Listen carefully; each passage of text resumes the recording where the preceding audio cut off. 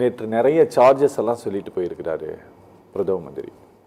ஒப்பந்தங்கள், பணியிட மாற்றங்கள், மைனிங்கு, இப்படி நிறைய சார்ஜஸ் எல்லாம் சொல்லிட்டு போயிருக்காரு. இதெல்லாம் ஏற்கனவே ஏடிஎம்கே சொன்ன குற்றச்சாட்டுக்கள் தானா, இல்ல புதிதாக ஏதாவது ஒரு ரிவீல் பண்ணிட்டு போயிருக்காரா? இது ஏடிஎம்கே இல்ல, அதிமுக ஏற்கனவே ஒரு பட்டியல் போட்டு நீங்க கொடுத்தீங்க. அந்த பட்டியலில் இருக்கக்கூடிய குற்றச்சாட்டுகளை தான் சொல்லியிருக்காரா, இல்ல அவர் ஏதாவது புதுசா ஏதாவது சொல்லியிருக்காரான்னு? பட்டியல் குற்றச்சாட்டு ஆதாரம் இல்லாம இப்போ ஒரு பிரதமர் பேசுவாரா? நாங்கள் குற்றச்சாட்டு கொடுக்குறோன்றையும் சரி, நீங்கள் எதிர்கட்சி நாங்கள் போய் சும்மாவே கொடுத்துட்டோம். அன்னைக்கு இல்லாத குட்காவை சட்டமன்றத்தில் கொண்டு வந்து இன்னைக்கு இருக்கக்கூடிய முதலமைச்சர் ஸ்டாலின் எதிர்கட்சியில் கொண்டு வந்து காட்டினாரு. அதுக்கப்புறம் ஆளுநர் இன்னைக்கு தேவையில்லைன்னு பேசுறீங்க. 13 முறை ஆளுநரை போய் பார்த்தீங்க. லஞ்சம் இந்த மாதிரி எல்லாருமே அளவுக்கு அதிகமாக சொத்து சேர்த்துருக்காங்க அப்படின்னு சொல்லிட்டு வருமானத்துக்கு அதிகமாக அன்னைக்கெல்லாம் வழக்கு கொடுத்தீங்க. இன்னைக்கு உங்கள் நிலைப்பாடை மாற்றிக்கிட்டு நான் ஆளுநரை எதிர்க்கிறேன்னு வெறும் சித்தாந்த அரசியல் தான் மத்திய அரசையும் ஆளுநரையும் எதிர்த்து செய்துட்டு இருக்கீங்க. அப்போதெல்லாம் இந்த கேள்விகள் எழவில்லை. இன்னைக்கு பார்த்தீங்கன்னா நாங்கள் போய் நாங்கள் மறுபடியும் கொடுத்துருக்கோம். இது எல்லாமே இடி வந்திருக்கு கோர்ட்டில் போட்டு. அதுக்கப்புறம் நீங்கள் KN நேரு உட்பட்டவர்கள் மீது இந்த பணி மாறுதல், பணி நியமனம், இதுக்கெல்லாம் நீங்கள் வழக்கு பதிவு பண்ணணும் அப்படின்னு சொன்னாலுமே கூட இவங்க அமைதியாக இருக்காங்கன்னா, இப்போ கோர்ட்டே ஆர்டர் போட்டிருக்கு DVSC இது மேலே வழக்கு பதிவு பண்ணுங்க அப்படின்னு. இது எல்லாத்தையும் தாண்டி ஒரு பிரதமர் எப்படி அப்படி பேசிவிட்டு போய்விட முடியும்? சரி, பிரதமர் பேசிவிட்டார். அவர் போன முறை வந்தார், அவர் இந்த முறை நேற்று வந்தார். போன முறை பல நாட்கள் பல வாரங்கள் ஆயிடுச்சு, சில வாரங்கள். நேற்று வந்திருக்காரு, 24 மணி நேரத்துக்கு மேலே ஆகுது. ஏன் இதுவரைக்கும் மறுப்பு தெரிவிக்கவில்லை? சம்பந்தப்பட்ட அமைச்சர்கள் துரைமுருகன் அவர்களோ, KN நேரு அவர்களோ, ஏவா வேலு அவர்கள் அங்கே தானே இருந்தாரு. வேலு அவர்கள் இருக்கும்போதே தானே இன்னைக்கு வரும்போது பிரதமர் 4500 கோடிக்கு ஒரு சாலை திட்டத்தை விரிவாக்க திட்டத்தை கொடுத்துட்டு போயிருக்காரு. இது அவர் எதுவுமே செய்யல மத்திய அரசு அப்படின்னு சொல்லவும் முடியாது. இவர்கள் எந்த ஊழலுமே செய்யவில்லை அப்படின்னு இதற்கான எதிர்ப்பு குரல்களும் கிடையாது. அமைதியா இருக்காங்க. எதுவும்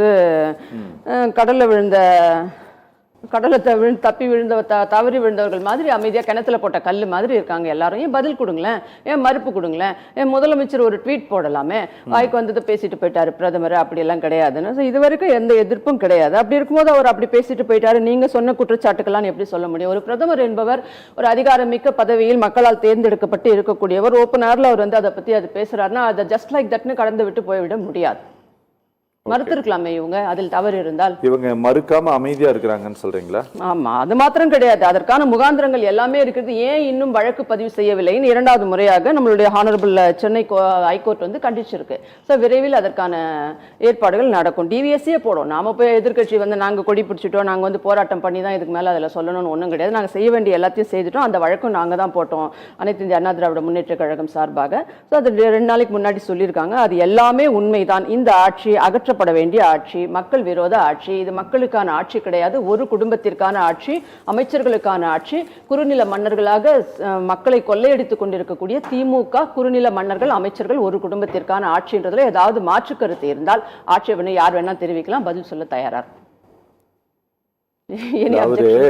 பிரதம மந்திரி சொல்லிட்டு போயிருக்கிறது, நாங்கள் இந்த ஊழல்னா கொஞ்சம் பேசுவோம், அதை பற்றி கொஞ்சம் நல்லா விரிவாகவே பேசுவோம், சரியா? எங்களுக்கு ஒன்றும் எந்த தயக்கமும் எல்லாம் கிடையாதுன்னு அவங்கள சொல்லல. நான் அதனால நான் சொல்றேன். நான் அதாவது மணல் கொள்ளை ஊழல் 4700 கோடி, டாஸ்மார்க் மதுபான முறைகேடு 40,000 கோடி, அரசு பணி நியமன ஊழல் 900 கோடி, ஒப்பந்த ஊழல் 1000 கோடி, பணி இடமாற்ற ஊழல் 365 கோடி என ஏறத்தாழ 48,000 கோடி ஊழல். கரெக்டான நீங்க கொடுத்தது 4 லட்சம் கோடி ஊழல். இவர் 48,000 தான் கொடுத்துருக்காரு. கொஞ்சம் அதுல 10% வச்சிருக்காருன்னு நினைக்கிறேன். கரெக்ட் இல்ல? அட் பிரசன்ட் வழக்குல இருக்கக்கூடியது இடி ஆதாரங்களை சமர்ப்பித்திருக்கக்கூடியது சொல்றாரு. 40,000 crore டாஸ்மார்க்ல முறைகேடு நடந்திருக்குன்னு சார்ஜ். பாட்டிலுக்கு 10 ரூபாய் அப்படின்றதே நீங்க எடுத்துக்கோங்க. மாசத்துக்கு எத்தனை ஆயிரம் பாட்டில்கள் போகுது, அந்த பாட்டில்களை வருஷத்துக்கு கணக்கு பண்ணும்போது எவ்வளோ, அது 4 ஆண்டுகளுக்கு மட்டும் நாங்க சொன்னது எங்களுடைய பொதுச் செயலாளர் சொல்லிட்டு இருக்காது அந்த கணக்குகள். பிளஸ் உயர்நீதிமன்றமே சொன்ன மாதிரி நமக்கு அனுமதிக்கப்பட்ட பார்ன்றது டாஸ்மாக்ல வெறும் 15% தான். 85% பார்கள் அனுமதி இல்லாமலே தமிழ்நாட்டில் இயங்கி கொண்டிருக்கின்றன. அந்த பார்கள்ல 24 மணி நேரம் டாஸ்மாக் சரக்குகள் கிடைக்கின்றன. என்னுடைய குற்றச்சாட்டோ எதிர்க்கட்சியினுடைய குற்றச்சாட்டோ மட்டும் கிடையாது, உயர்நீதிமன்றமே சொன்ன விஷயங்கள். 17, 83% அவங்க சொன்னாங்க உயர்நீதிமன்றம். இன்ன வரைக்கும் அதுல ஏதாவது மாற்றம் பண்ணியிருக்காங்களா இந்த கவர்மெண்ட்? நான் இன்னும் ஒரு படி மேலே போகணும்னா, உங்க எம்எல்ஏக்கள் அவர்கள் நடத்துகின்ற ரெசிடென்சி என்று சொல்லக்கூடியவற்றில் எலைட் பார் என்ற பேர்லையும் எலைட் பார் இல்லாத சமயங்களிலுமே கூட 24 hours சரக்குகள் கிடைக்கின்றன. பேர் வேணும்னாலும் நான் யார் பாருன்னு சொல்றேன்.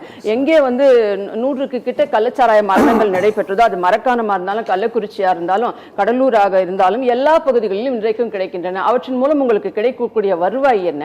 நீங்க அந்த பார் நடத்தி இருந்தால் நீங்க வந்து ஒரு 1 லட்சம் ரூபாய் டிடி எடுத்து அனுப்பணும் அப்படின்றது இன்ன வரைக்கும் அந்த டிடிக்களுக்கு 13% தான், 17% தான் அனுமதிக்கப்பட்ட பார்கள்னா, இன்னமும் அந்த 83% பார்களுக்கு 1,20,000 ரூபாய் டிடி எடுக்க வேண்டியது இருக்கிறது. அதை வந்து இப்போ வந்து கைமாத்தாவே வாங்கி கொள்கிறார்கள். அதெல்லாம் யார்கிட்ட போகுது?